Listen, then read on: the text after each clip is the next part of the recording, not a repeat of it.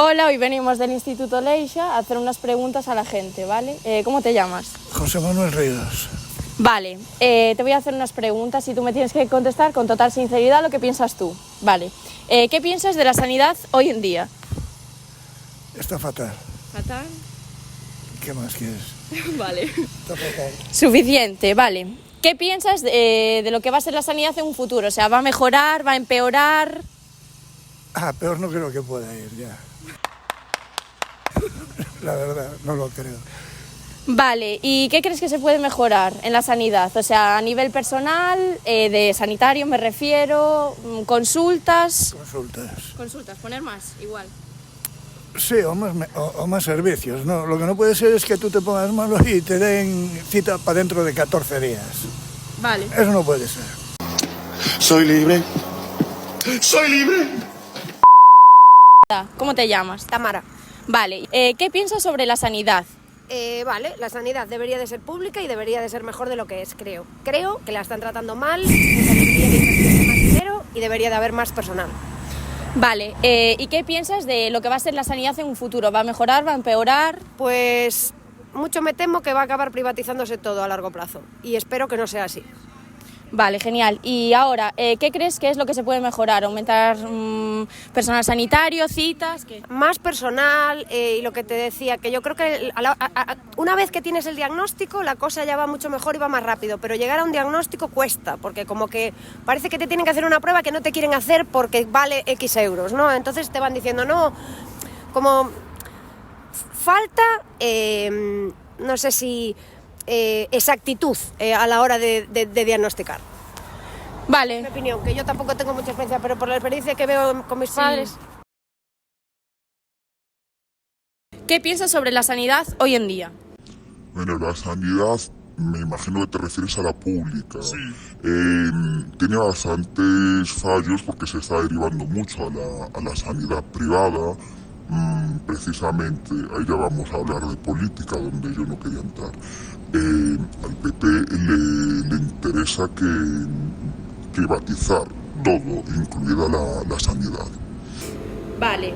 ¿Qué piensas de la sanidad en un futuro? ¿Va a mejorar, va a empeorar? Pues yo creo que depende un poco de quién gobierne y quién siga gobernando.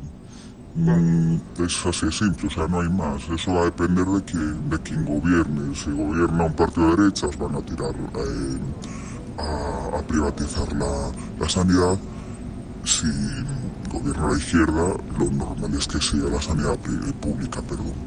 Vale, ¿y qué crees que se puede mejorar? ¿A nivel de meter más personal sanitario o añadir más citas o más consultas? Pues todo en general, porque para poder hacer más citas, para que los hospitales, centros de salud y demás trabajen mejor, necesitan más personal. Es la pescadilla que se muerde la cola. Sin personal, sin más médicos, sin más cirujanos, no se pueden hacer más cirugías. Y lo mismo, o sea, es una cadena. O sea, necesitamos más personal en todo para no tener estas listas de espera que tenemos hoy en día, etcétera, etcétera. El personal es necesario aumentarlo para todo, para agilizar precisamente las listas de espera. Cállate, imbécil, y ocúpate de España. Somos Lucía y Erika y te vamos a hacer unas preguntas, una entrevista para conocerte un poquito más y conocer en el ámbito en el que trabajas. Bueno, la primera pregunta es ¿qué trabajo desempeñas y en qué área trabajas? Pues en este momento soy la subdirectora de enfermería de atención primaria y bueno, trabajo con gente de toda el área de primaria, en centros de salud, y mi trabajo desde aquí es un poco gestionar todo el personal y todos los centros de salud, todo el personal que depende de la dirección de enfermería. ¿Y por qué te quisiste dedicar a la sanidad? Pues, ¡Ay! bueno, yo creo que desde pequeña siempre me gustó el tema de la enfermería, me gustaba cuidar y bueno, el tema de heridas, por ejemplo, de pequeña me encantaba y siempre me hacía yo amigas curas y además, por desgracia, era muy muy trasto y siempre tenía heridas por todas partes y me encantaba ver todas esas cosas. También es cierto que había más enfermeros en la familia, entonces también siempre te fijas más en ellos. Y luego además, bueno, pues lo piensas y es una de las profesiones más bonitas del mundo, ¿no? Estás con el paciente desde que nace hasta que muere, lo estás acompañando y cuidando. Vale. ¿Cuánto tiempo llevas en el ámbito de la salud? Pues 30 años. Mi emoticono es de Smile, pero ahora no. ¿Cómo recuerdas tus prácticas o tu comienzo? Horribles, porque además yo empecé estudiando en Santiago y en Santiago nos hacían prácticas en aquel momento, yo creo que hasta tercero. Era el plan antiguo, entonces bueno, estaba organizado de esa manera.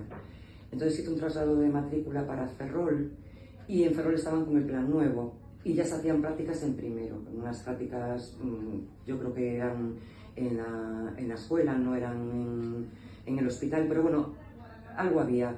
Y de repente eso, llegas en segundo y te meten a hacer prácticas como si ya hubieses hecho prácticas antes. Esas prácticas que tus compañeras habían hecho, yo no las había hecho, y te encuentras de repente que tienes que poner un inyectable y porque, bueno, lo has visto poner, pero no porque nadie me hubiese enseñado y, bueno, fue un poco agobiante, pero bueno, una vez que coges el ritmo, la verdad es que incluso se hicieron cortas las prácticas, no teníamos el plan formativo que se tiene ahora, que hay un practicum, se rota muchísimo por las plantas, y en aquel momento teníamos una formación mucho más escasa. Vale, ¿cómo describirías tu jornada laboral y según qué cosas puede cambiar? ¿Qué puede hacerla variar esa jornada? Mi jornada laboral es de 8 a 3, pero yo sé a la hora que entro, pero nunca sé a la hora que salgo. Bueno, porque pueden surgir mil y un problemas que haya que solucionar a última hora, sobre todo en cuestión de asistencia, pues que te falte alguna persona a última hora, por ejemplo, y que tienes que solucionar porque no puedes dejar una consulta sin enfermería. En este momento la lista de contratación está a 0, estamos viviendo de los doblajes de las compañeras y entonces, bueno, pues tienes que buscarte muchas veces la vida para solucionar esas coberturas. Y luego a mayores, bueno, yo recuerdo con horror, bueno, ahora, porque nos vamos olvidando de lo malo, pero la época del COVID entrábamos a las 8 de la mañana y salíamos a veces a las 10 de la noche, en jornada continua, porque desde enfermería nos dedicamos por completo a la vacunación, que bueno, era algo nuevo, que había que organizar, que no sabías cómo iba a salir, que no sabías cómo iba a responder la gente, con el miedo que suponía el COVID. Y bueno, yo recuerdo estar tardes aquí incluso ayudando a los administrativos a llamar a la gente por teléfono a sus casas para que se viniesen a vacunar. Como además había que hacer una gestión escrupulosa de las vacunas, no podías utilizar dosis de más y tenías además que, por lo menos en Ferrol, que lo llevábamos a rajatabla, vial que abrías, vial que tenías que vacunar. Si tú abrías un vial, tenías que saber que tenías que poner 6 dosis y que esas 6 dosis las tenías que sacar de donde fuese. Si a ti en Fimo te aparecía una persona a las 9 de la noche para vacunar y tenías que abrir un vial por esa persona, sabías que tenías que buscar a 5 más para vacunar y que además tenían que cumplir los criterios de vacunación, es decir, tenías que estar en ese tramo etario, no podías llamar a una persona más joven, con lo cual tenías que tirar de listados y empezar a llamar. Y eso fue, la verdad es que en ese momento lo vives bien porque había que hacerlo, había que salir del paso. Ahora lo recuerdas en la distancia, no lo recuerdas tan mal, pero si realmente te paras a pensar, fueron momentos súper estresantes. Y ahora, bueno, eso no me pueden llamar en cualquier momento por cualquier problema que surja en el área que haya que resolver, o sea, 24/7. Vale. ¿Y qué importancia tiene el trabajo en equipo en la atención sanitaria? Pues es importantísimo, o sea, sobre todo en enfermería, o sea, no estamos realizando un trabajo que podamos hacer, bueno, sí se puede hacer sola, pero evidentemente tú trabajas también con más personal en el centro de salud. Y hay cuenta desde el primero al último, o sea, desde el administrativo, el PSG, la enfermera, el médico, el fisio, es decir, todos dependemos de todos, porque además puedes necesitar cualquier cosa en cualquier momento, derivar a un paciente, y bueno, pues siempre está bien contar con el resto de compañeros. Y bueno, no sé, creo que además es como se debe de trabajar, contando con todos. ¿Qué consejo le darías a alguien que quiere dedicarse a este sector? Primero, yo creo que lo más importante es la vocación. Te tiene que gustar, porque es que además piensas que vas a pasar el resto de tu vida haciendo esto. Entonces, si no te gusta, mal.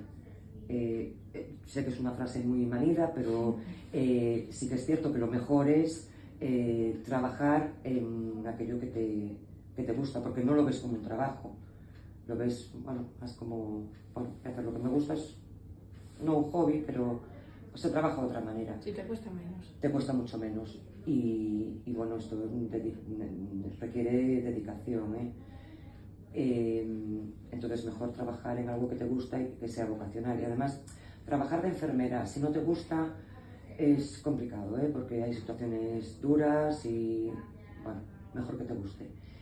Y entonces, primero eso, y después que piensen que como salida laboral es fabuloso, porque en este momento paro cero. Y luego que además puedes hacer dinero extra, porque como no hay paro, no tenemos gente de la que tirar, estamos tirando siempre de la gente que tenemos trabajando para doblar jornada, y eso se paga muy bien. Entonces, bueno. Yo le tengo cariño y tanto a una le he dicho lo que me parece bien o mal. Tendrías esas tres ¿Y cosillas. la peor o mejor experiencia que tuviste en tu ámbito sanitario? Pues no sé qué podría decirte. Hombre, peor siempre cuando estás recién salida, y yo trabajé prácticamente toda la vida en primaria y además en una zona rural en la que el hospital más cercano estaba a 50 minutos y que estabas de guardia las 24 horas del día porque no había un servicio de urgencias. Y bueno, estabas muy expuesto porque estabas tú y un médico, no había nada más. Y recuerdo una situación grave en la que, bueno, tanto el médico como yo, y yo en este caso que acompañé al paciente al hospital, pues iba cagada, porque, bueno, entre que era una novatilla y acompañando a un paciente infartado a un centro, a un hospital, que en este caso era el DC, que nos quedaba eso a 50 minutos, rezando para que el paciente llegase vivo. Bueno, es un poco... Después vas cogiendo experiencia y sabes manejar las situaciones de otra manera. Pero bueno, eso, recién acabadita y con un infartado, que lo tienes que acompañar, eso, 50 minutos y diciéndole a la ambulancia que corriese, que le diese todo lo que pudiese. Vale, y la última, que no está lista, pero bueno, pues es una pregunta que me gustaría hacerle a todos los sanitarios. ¿Qué es lo que te llevas a casa después de todos los días de trabajo? Me refiero, satisfacción, a nivel de estrés, a nivel de satisfacción. Satisfacción mucha. Yo creo que compensa con creces todas las dificultades que puedas tener a lo largo del día. El simple hecho de poder tratar a un paciente, de poder solucionarle, aunque sea, no sé, apoyándolo moralmente, es de lo más satisfactorio. Y claro, yo trabajé poco en hospital, pero el trato que además tienes en primaria con los pacientes es un trato muy cercano y al final es como de la familia. Te sabes toda su vida, conoces a todos sus hijos, nietos, si tienes que ir a un domicilio tomas el café con ellos y hombre, esa sensación también de que tú formas parte de su familia y del aprecio que te puedan tener es de lo más satisfactorio. Y la cosa más mínima que tú le puedas solucionar a un paciente, y a lo mejor no solo como paciente, sino como, bueno, pues como a un conocido que te pueda venir a pedir algo, es muy gratificante. Bueno, pues ya estaría. Muchas gracias por ayudarnos. Pues nada, muchas gracias a vosotros. ¿Y con esto y un bizcocho? No, espera. ¿Acá hay más? Sí. Madre mía.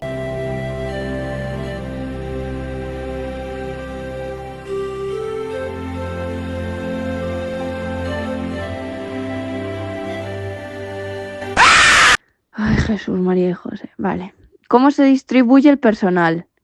Si nos vamos a la parte de organigrama, te diría que debajo de dirección se encuentran el departamento de psicología, el departamento de educación social, donde se encuentran los monitores que se dedican a los talleres ocupacionales, donde tenemos pues, carpintería, costura, misceláneo, pintura, tenemos jardinería, que podéis ver desde vuestro centro, yo creo que nuestra parte de invernadero.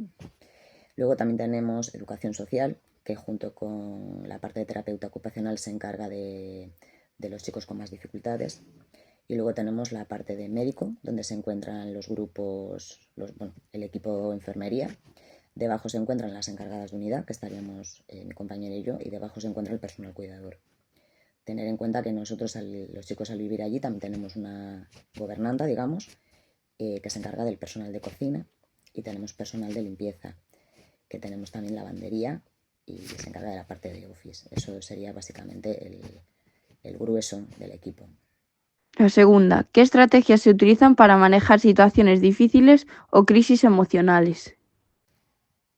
Pues para situaciones de crisis es que tenemos cualquier tipo. Quiero decir, podemos encontrarnos con una crisis, como un ataque epiléptico, que derivas directamente al grupo de enfermería, o podemos encontrarnos con una crisis emocional un poco más grave, que tendrías que derivar directamente a psicología.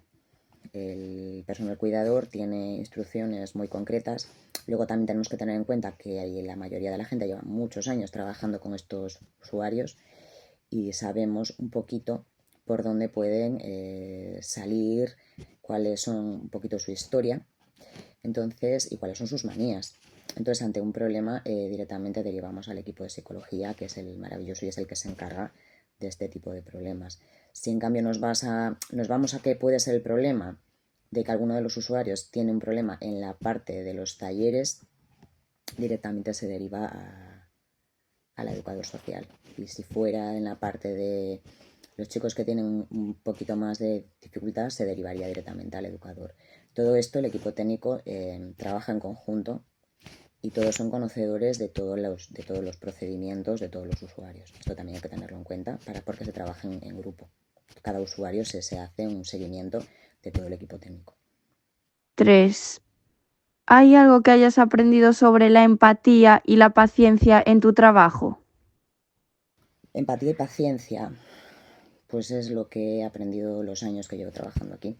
Es lo que más trabajas. Al final son muchos de ellos, los que son quizá un poquito más autónomos, son los más demandantes de todo, cualquier cosa. Quiero más pan, quiero calcetines nuevos, mi cama no está en la posición en la que me gusta, quiero esto, quiero lo otro, necesito esto, necesito lo otro, me gustaría comer de esta manera, quiero decir, al final son como una parte más de la familia que te va diciendo qué son las necesidades que tienen, qué es lo que les gustaría, que si les gustaría salir más, que si les gustaría hacer este deporte.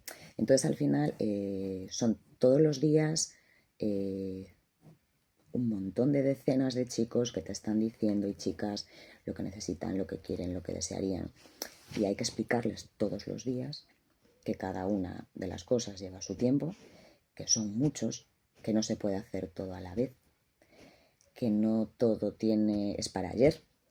Entonces al final pues sí que desarrollas un montón la paciencia y sobre todo la empatía, porque tú al final te vas para tu casa, pero esos chicos viven allí.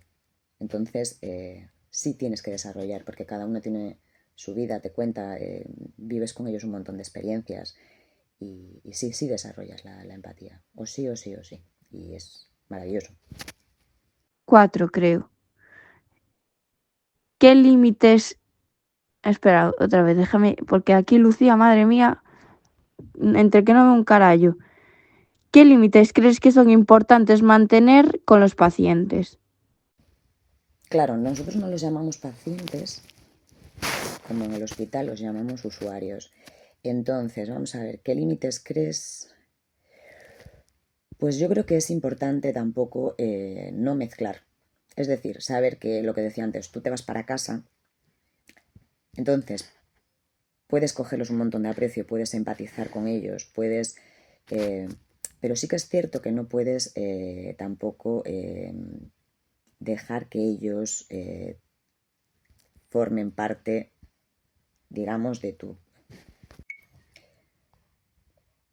Pues al final es muy importante poner límites, es decir, ellos se relacionan entre ellos como usuarios que son, como compañeros que son, viviendo allí, pero tienen que entender muchas veces que hay un límite con el personal cuidador. Quiero decir, hay determinadas situaciones o determinadas bromas, determinadas, pues en sí son las formas que tienen que entender que al final nosotros somos los profesionales que estamos al cuidado de ellos y que ellos son los que viven ahí.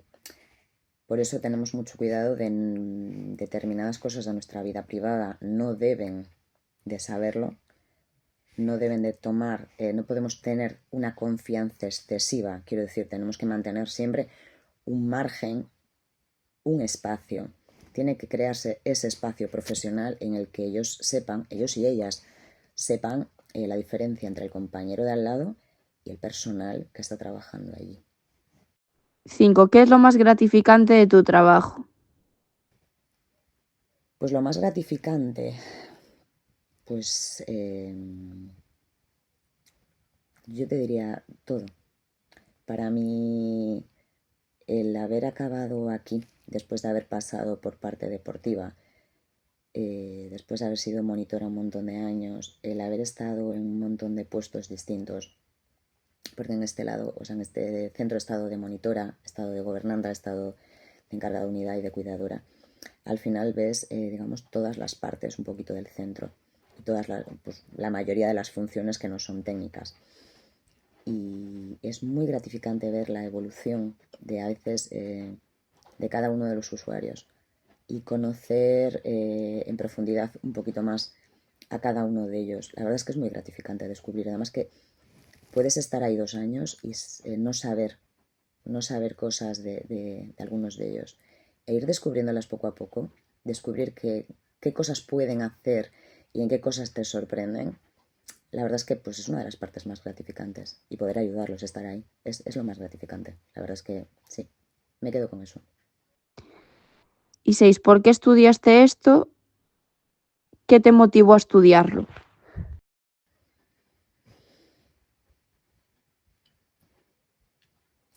Pues estudié esto porque yo comencé estudiando, yo empecé de monitora.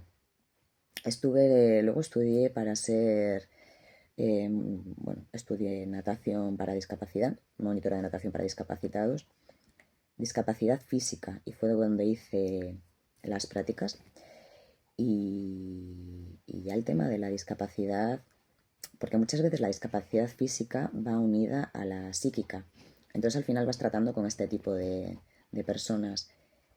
Y me gustó mucho, me llamó mucho la atención. Entonces realmente me desvié directamente a la rama sanitaria y estudié lo de auxiliar de enfermería. La verdad es que después de trabajar con ellos en campamentos y como monitora, yo creo que lo tuve muy claro. Por eso acabé con todo estudiando esto.